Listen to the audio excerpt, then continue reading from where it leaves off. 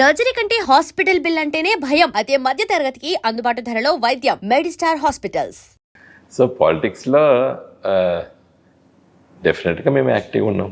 ఈరోజు రాష్ట్ర రాజకీయాల పట్ల నిత్యం బీఆర్ఎస్ లేనిది రాష్ట్ర రాజకీయాలే లేవు.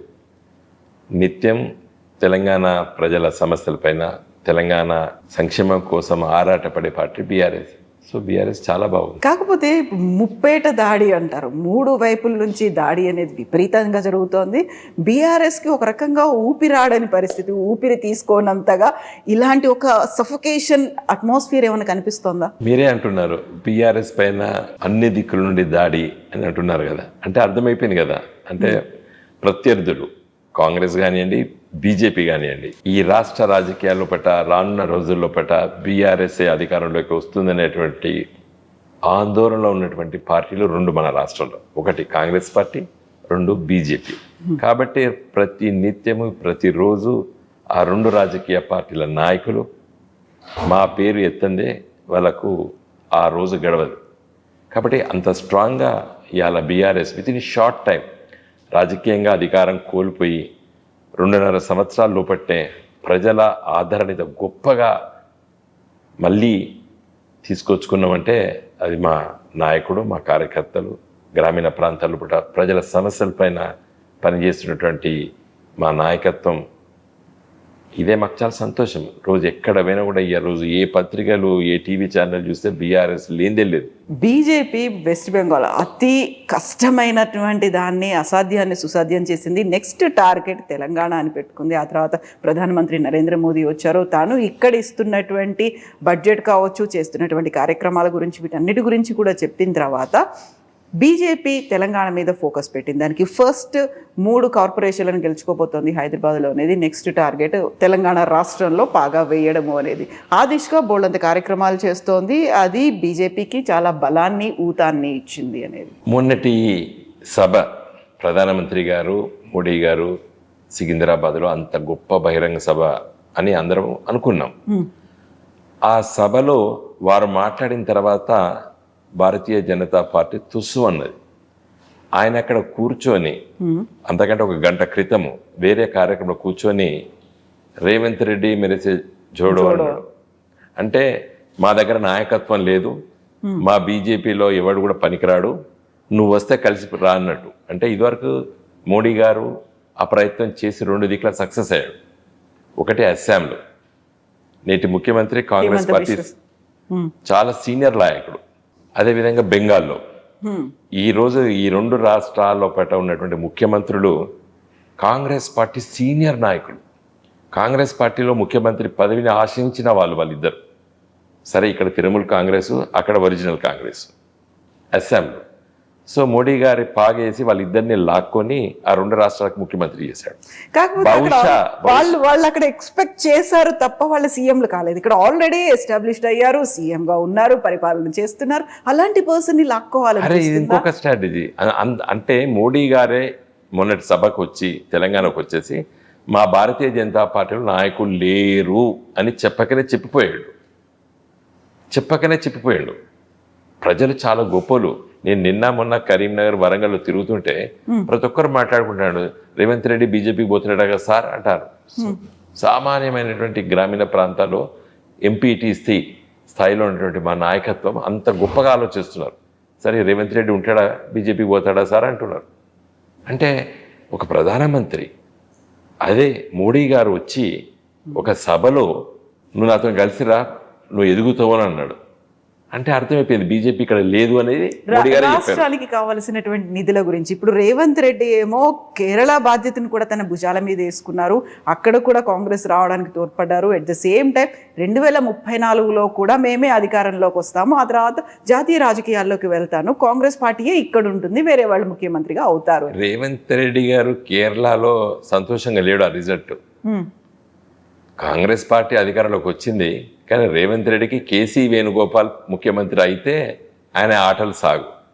ఇవాళ అక్కడ వచ్చినటువంటి ముఖ్యమంత్రి ఈయనను గుర్తు కూడా పట్టాడు. ఏదో ముఖ్యమంత్రి హోదాలో కలిసి మాట్లాడొచ్చు కానీ. సో రేవంత్ రెడ్డి గారు ఈరోజు ఫ్రస్ట్రేటెడ్. కేరళలో జరిగిన పరిణామాలు, కేసీ వేణుగోపాల్ ముఖ్యమంత్రి అవుతాడు అనుకున్నాడు. ఎందుకంటే ఆయన ముఖ్యమంత్రి కావడానికి కారణం కేసీ వేణుగోపాల్. రాష్ట్ర రాజకీయాల్లో పట్ల కాంగ్రెస్ పార్టీలో పిసిసి అధ్యక్షుడు పదవి రావడానికి కానీ లేదా ఇక్కడ ముఖ్యమంత్రి కావడానికి కానీ అతనికి చాలా అండదండలు ఇచ్చిన వ్యక్తి కేసీ వేణుగోపాల్.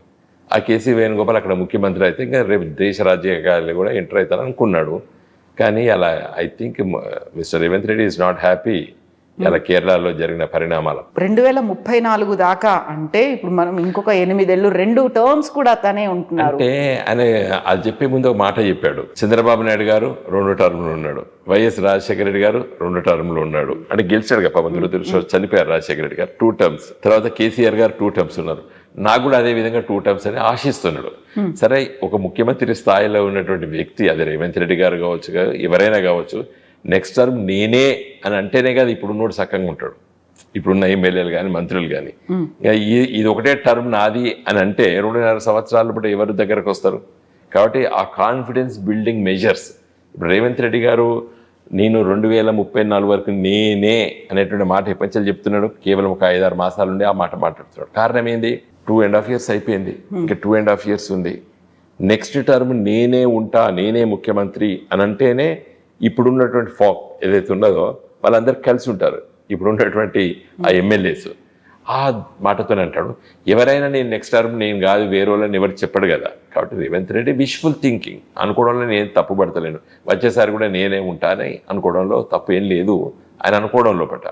కానీ ఆ విధమైనటువంటి వాతావరణం ఇలా తెలంగాణ రాష్ట్ర రాజకీయాలు లేదు. ఇప్పటికే మీరు ఏ గ్రామం పోయినా, ఎక్కడికి పోయినా, ఏ గ్రామీణ ప్రాంతంలో మహిళలను మీరు టచ్ చేసి చూడండి, ఇతను పోవాలి ఇంత మర్యాద కూడా చెప్తలేరు పాపం ప్రజలు.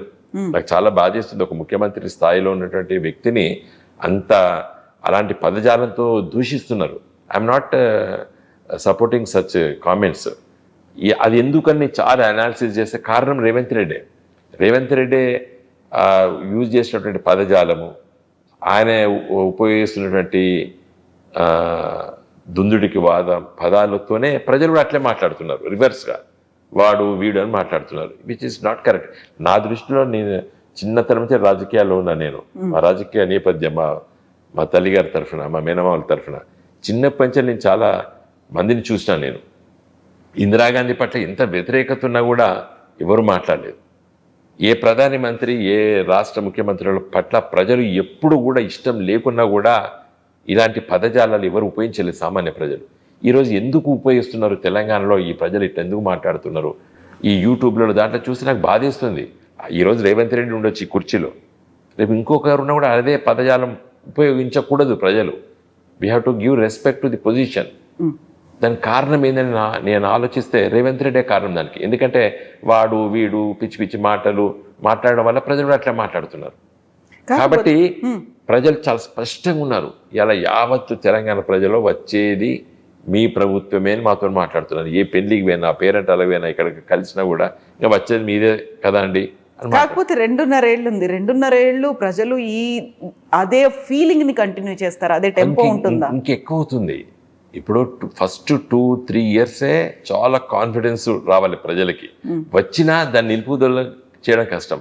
ఇప్పుడు డౌన్ఫాల్ అవుతున్నది అంటే ఇంకా కింద పడుతున్న సందర్భంలో మళ్ళీ లేవడం అనేది కష్టం కాంగ్రెస్ పార్టీ ఈ రాష్ట్రంలో. కాకుండా పవర్ వాళ్ళ చేతిలో ఉంది. ఇప్పటిదాకా మీరు చెప్పినటువంటి ఏవి కార్యక్రమాలు చేయలేదంటున్నారో అది కూడా బీఆర్ఎస్ 10 ఏళ్ల పాటు ప్రభుత్వంలో ఉండి చేయలేని పనులు.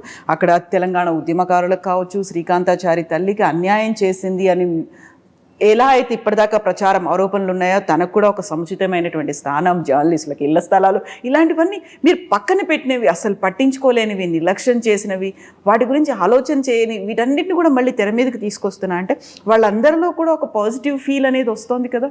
ఇప్పుడు మీరన్న జర్నలిస్టులకి ఇళ్ల స్థలాలు కానివ్వండి, లేకపోతే తెలంగాణ ఉద్యమకారులకి కేసీఆర్ చాలా గొప్పగా ఆలోచించాడు. చనిపోయిన ప్రతి కుటుంబానికి 10 లక్షల రూపాయలు ఇచ్చినాం. చనిపోయిన ప్రతి కుటుంబంలో ఆ కుటుంబ సభ్యులకి ఉద్యోగం, ప్రభుత్వ ఉద్యోగం ఇచ్చినాం. ఏది తెలంగాణ ఉద్యమంలో పట్ల చనిపోయినటువంటి ప్రతి అమరవీరుల కుటుంబాలకి 10 లక్షల రూపాయలు ఆ ఇంటికి ఇవ్వడం జరిగింది. ఆ కుటుంబంలో ఒకరికి ప్రభుత్వ ఉద్యోగం ఇచ్చి ఈరోజు వాళ్ళకి ప్రమోషన్స్ కూడా వచ్చినాయి. నాకు తెలిసిన వాళ్ళకి 1200 మంది. ఆ ఫిగర్ ఎవరైతే ఎఫ్ఐఆర్లో ఉండి ఆ రోజు గవర్నమెంట్ యంత్రాంగమే నిర్ధారించింది. 800 చిల్లర ఎంతో ఉంది లెక్క, కరెక్ట్ ఎగ్జాక్ట్ ఫిగర్. అంతమందికి ఇవ్వడం జరిగింది. చనిపోయిన ప్రతి కుటుంబానికి, లేకపోతే ఎవరైనా చనిపోయిన కుటుంబం ఇప్పటివరకు ఎక్కడ బయటకు రాలేదు, ఈ రోజు వరకు కూడా రాలేదు. కాకపోతే తెలంగాణ ఉద్యమకారులు మిగతా వాళ్ళు అడిగేది ఏంటంటే మాకు ఇళ్ల స్థలాలు కావాలి, లేకపోతే మాకు పెన్షన్ కావాలి అనేది మాట్లాడుతున్నారు. వాటి కోసం కూడా కేసీఆర్ గారు ఆ రోజుల్లో మేము ఆలోచన చేశాం. ఫస్ట్ ఫైలే దాని గురించి తెప్పి ఇవ్వడం జరిగింది. ఉద్యోగాల్లో కూడా 3% రిజర్వేషన్ ఇద్దామని కూడా కేసీఆర్ గారు ఆలోచించారు. కాకపోతే ఉత్తరాఖండ్, జార్ఖండ్ రాష్ట్రాలు ఏర్పడ్డప్పుడు ఆ రాష్ట్ర ప్రభుత్వాలు కూడా ప్రయత్నం చేస్తే సుప్రీంకోర్టు దాకా కేసు వెళ్ళి కొట్టేశారు. ఆనాటి చీఫ్ సెక్రటరీ రాజీవ్ శర్మ గారు వచ్చి కేసీఆర్ గారికి చెప్పారు, 3% రిజర్వేషన్ తెలంగాణ ఉద్యమకారులకి, ఎఫ్ఐఆర్లో ఉన్న వాళ్ళకి ఉద్యోగాల కోసం మనం కూడా ఆలోచన చేద్దామని కేసీఆర్ గారు ఆలోచన చేసిండ్రు. బట్ ఉత్తరాఖండ్, జార్ఖండ్ రాష్ట్రాలు ఆ విధంగా ప్రయత్నం చేస్తే సుప్రీంకోర్టులో వాటికి ఫ్రస్ట్రేట్ అయిపోయారు. అవన్నీ కూడా ఆ ఉద్యమకారులో చాలా మందితో మేము మాట్లాడినాము. కాబట్టి ఇవాళ రేవంత్ రెడ్డి గారు ఏదైనా సాయం చేస్తే, ఇళ్ల స్థలాలు చేస్తే చేయొచ్చు, దాన్ని ఎవరు ఏమీ పట్టింపులు ఉండవు. అలాంటివి చేస్తే మంచిదే తెలంగాణ ఉద్యమకారులకి. ఉద్యోగ అవకాశాలు మరి ఏదైనా కొత్త లైన్ తీసుకొని మళ్ళీ డెఫినెట్గా ల్యాండ్ అయితే సుప్రీంకోర్టు దాకా పోతుంది. కాకపోతే వాళ్ళకు ఇళ్ల స్థలం ఇద్దాము అనేటువంటి ఒక ఏదైనా ఆలోచన. ఒకటి చేస్తే తప్పేం లేదు. కమిటీ కూడా ఫామ్ చేశారు. చూద్దాం అది ఎంతవరకు చేస్తే మంచిదండి. చేస్తే మేమేమి ఏదో ఏ ప్రభుత్వం అయితేంది ఆ ఉద్యమకారులకు సాయం చేస్తే మంచిదే కదా. కానీ మేము ప్రయత్నం చేసి కొన్ని అడ్డంకులు వచ్చినాయి. ఇప్పుడు చనిపోయిన వాళ్ళకి ఇవ్వడం లోపల ఎవరు తప్పు పట్టలేదు. 10 lakhs రూపీస్ ఇచ్చిన, 10 లక్షల రూపాయలు ఇచ్చిన ఆ ఇంటికి ఒకరికి ఉద్యోగం ఇప్పించడం జరిగింది. కేసీఆర్ గారి ప్రభుత్వం చేయదలుచుకున్నంత చేసింది. కొన్ని చేయాలనుకున్నప్పుడు ఇలాంటి అడ్డంకులు వచ్చినాయి. బట్ ఈ ప్రభుత్వం దాన్ని ఛేదించుకొని ముందుకెళ్తే మేము స్వాగతిస్తాం. సరికొత్తగా ఉమెన్ కమిషన్లో కూడా శ్రీకాంతాచారి తల్లి శంకరమ్మని యాడ్ చేయడం అనేది అది ఒక బూస్ట్ లాగా ఒక సందేశాన్ని ఇచ్చింది. మీరేమో తన మీద పోటీకి ఒక అభ్యర్థిని నిలబెట్టారు, కానీ తనకి ఇవ్వాల్సినటువంటి గౌరవం ఇవ్వలేకపోయారు. ఇలాంటివి కొన్ని బీఆర్ఎస్ చేయలేకపోయింది, అసలు పట్టించుకోలేదు, వాటి గురించి ఆలోచించలేదు. దాని మీద ఇప్పుడు రేవంత్ రెడ్డి ఫోకస్ పెడుతున్నారు కాబట్టి ఒక పాజిటివ్ అట్మాస్ఫియర్ అనేది అక్కడ డెవలప్. ఇప్పుడు ఎంతమంది, ఇప్పుడు నేను శంకరమ్మ గారి గురించి నేను సరే ఓకే చేసాను, మంచిది అది. కానీ అలాంటి వాళ్ళు 1000 మందికి కేసీఆర్ గారు చేశారు. అక్కడ కూడా మిస్సింగ్ ఉన్నది. ఆ శంకరమ్మ గారు కూడా కేసీఆర్ గారు కొన్ని ప్రయత్నాలు చేశారు. అవన్నీ ఇప్పుడు నేను మీతో చెప్పలేను. సార్ ఎంత సాయం చేయాలంటే చేశారు. ఆమెకు తగినంత సాయం చేయలేదని అవడానికి నేనేం తప్పుపడతలేను. కాబట్టి ఇప్పుడు ఈ ఏడంలో స్వాగతిస్తున్నాం. For more videos, Please subscribe to iDream. Please subscribe to iDream. Please subscribe iDream. And please subscribe to iDream. For more videos, subscribe to iDream. please like, share and subscribe to the channel. Congratulations, iDream. Subscribe to iDream. Subscribe to iDream. So subscribe to iDream Media. iDream team andarki huge congratulations. Please subscribe iDream Media. Please subscribe to iDream. Subscribe iDream. Please subscribe to iDream. iDream అంటే నా కళల ఛానల్ను subscribe చేసుకున్న నోరు తిరుగుతలేదు, మీరైతే గంట గుర్తు కొట్టండి. For more such videos, please subscribe to iDream. Subscribe to iDream. Please subscribe to iDream. Please subscribe iDream Media. Please do subscribe to iDream. Please subscribe to iDream Media. For best entertainment and information, please subscribe iDream. And don't forget to subscribe to iDream.